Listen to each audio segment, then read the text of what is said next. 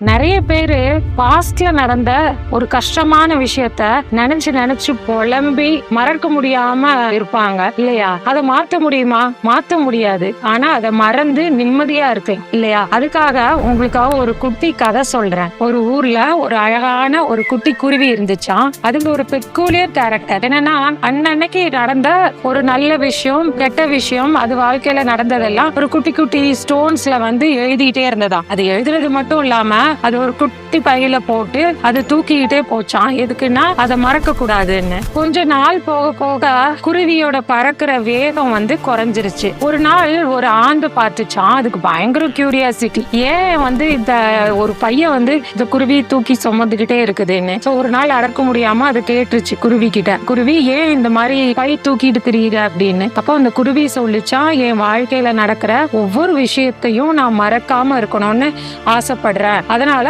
அந்த விஷயத்தெல்லாம் நான் என் கூடயே தூக்கிட்டே திரியிறேன்னு சொல்லிச்சான். ஆந்தைக்கு இதை கேட்டு ரொம்ப சிரிப்பு வந்ததா. சர்காஸ்டிக்கா ஸ்மைல் பண்ணிட்டே சொல்லிச்சான், நீ இந்த நேரத்தை சந்தோஷமா வாழ போறியா, இல்ல உன்னோட பழசெல்லாம் நினைச்சு இல்ல அந்த கஷ்டத்தெல்லாம் தூக்கிட்டே திரிய போறியா அப்படின்னு. ஆனா அந்த குருவி சொல்லிச்சான், எனக்கு இதுதான் என் பழக்கம் அப்படின்னு சொல்லிட்டு கேட்கவே இல்லை, பறந்து போயிடுச்சு. கொஞ்ச நாள் போக போக அதோட பையோட கனம் அதிகமாயிட்டே இருந்தது. அதனால குருவியால வேகமா பறக்க முடியல.